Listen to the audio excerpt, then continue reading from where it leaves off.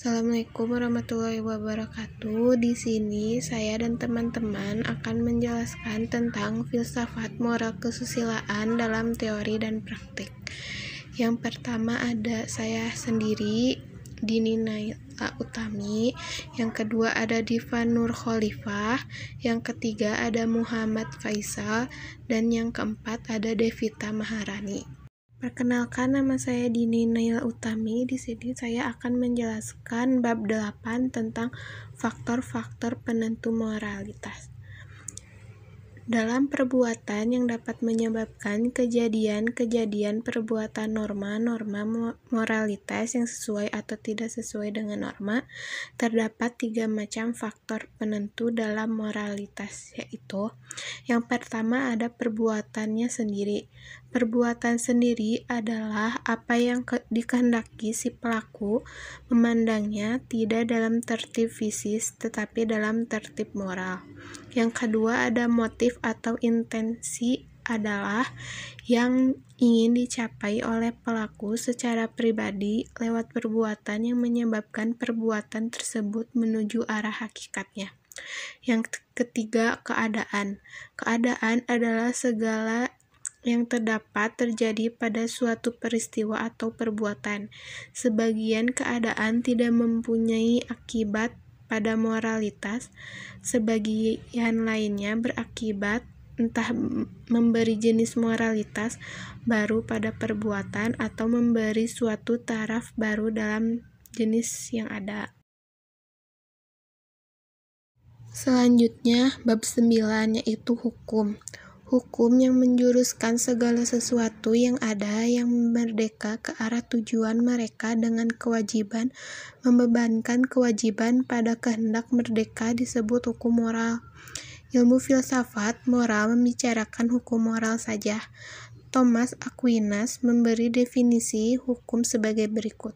Suatu peraturan akal budi, an ordinance of reason, untuk kebaikan bersama for the common good, dipermaklumkan oleh ia yang punya tanggung jawab menjaga masyarakat.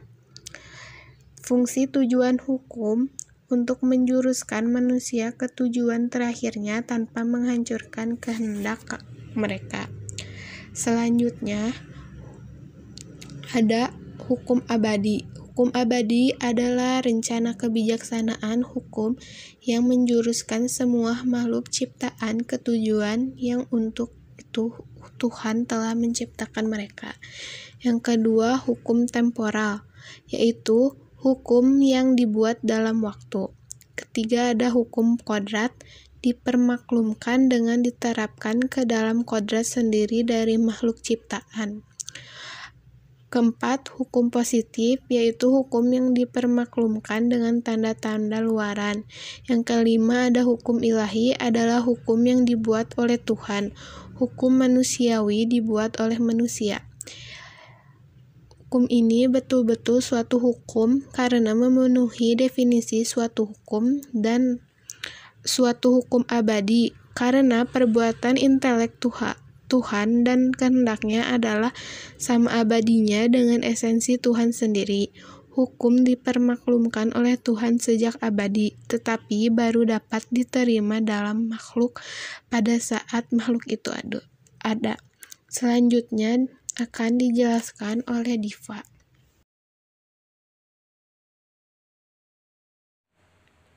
Saya di sini akan mempresentasikan bab 10 tentang hukum kodrat. Hukum kodrat dalam arti hukum moral adalah partisipasi makhluk rasional pada hukum yang abadi. Hukum kodrat ini ditujukan kepada manusia melalui akal budinya secara virtual. Jadi, hukum kodrat tidaklah menuntut ide bawaan. Hukum kodrat ini bersifat tidak dapat berubah. Perubahan intrinsik hukum adalah tanpa guna atau percuma atau merugikan. Akan menuntut perubahan dalam kodrat manusia. Dalam perubahan intrinsik ini, terdapat pencabutan atau amandemen oleh Tuhan akan berarti berlawanan asas dalam kehendak Tuhan. Kekecualian dan dispensasi akan menuntut manusia menumpahkan kodrat kemanusiaannya. Hukum manusiawi yang tidak sempurna membutuhkan amandemen, tetapi tidaklah demikian dengan hukum kodrat, yang merupakan karya dari Sang Pemberi Undang-Undang yang sempurna, yang Dia sendiri tidak mengenal perubahan. Bab 11 ada keharusan dan sanksi.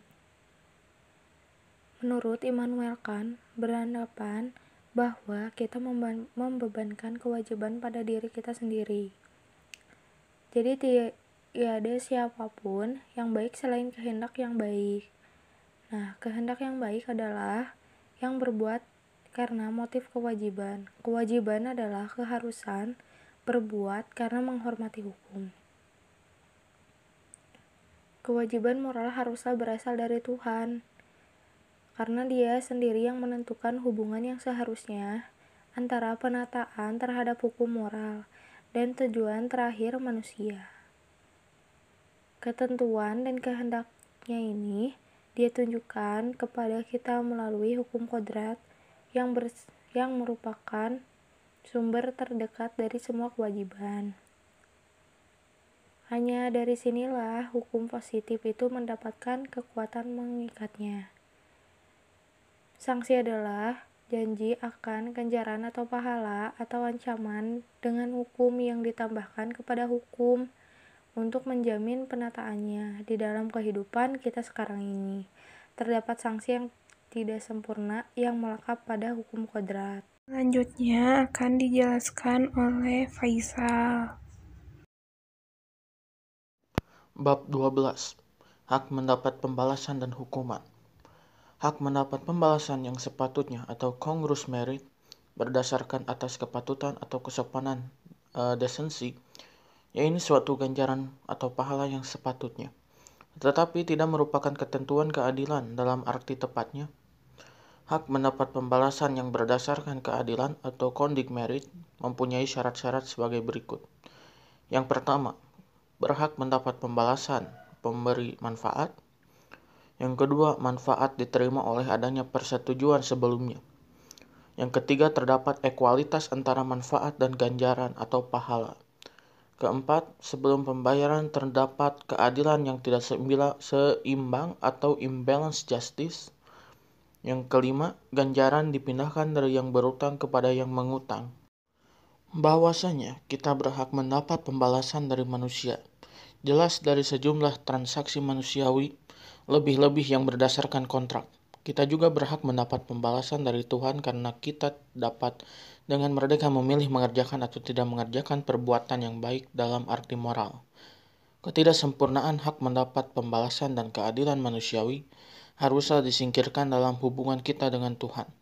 Tuhan wajib tidak pada kita tetapi pada dirinya sendiri untuk memberi ganjaran atau pahala yang patut kita terima. Hukum pembayaran untuk kesalahan mempunyai 3 macam fungsi, yaitu retributif, korektif, dan preventif. Bab 13. Hukum positif.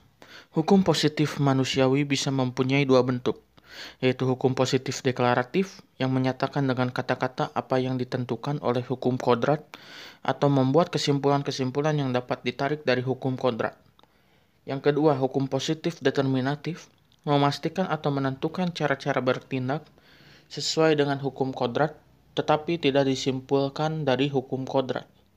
Hukum kodrat mewajibkan kita untuk memelihara negara dan menaati hukum sipil karena negara dituntut oleh kodrat sosial manusia dan negara melaksanakan tujuannya dengan hukum sipil. Bab selanjutnya akan dijelaskan oleh Devita Maharani. Bab 14. Hati nurani. Manusia individu menerapkan norma moralitas dan hukum kodrat pada perbuatannya sendiri. Dengan menggunakan hati nurani atau jawatan conscience, hati nurani bukanlah suatu kemampuan khusus, melainkan suatu fungsi dari akal budi praktis untuk memutuskan perbuatan konkret dari seseorang sebagai mempunyai arti moral baik dan buruk.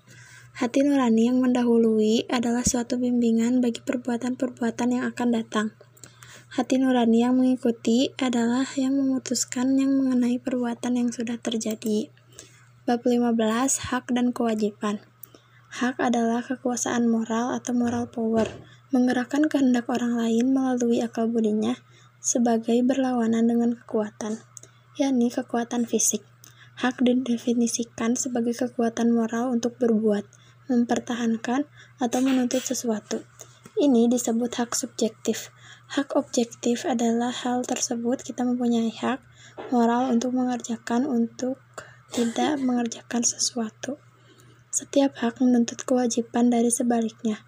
Suatu hak yang tidak dapat dipindahkan atau inalienable right tidaklah dapat dilepaskan.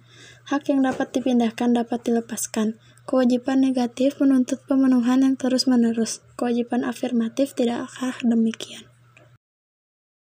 Kesimpulan dari materi tersebut adalah setiap manusia dalam berperilaku haruslah sesuai dengan norma dan aturan yang berlaku di masyarakat.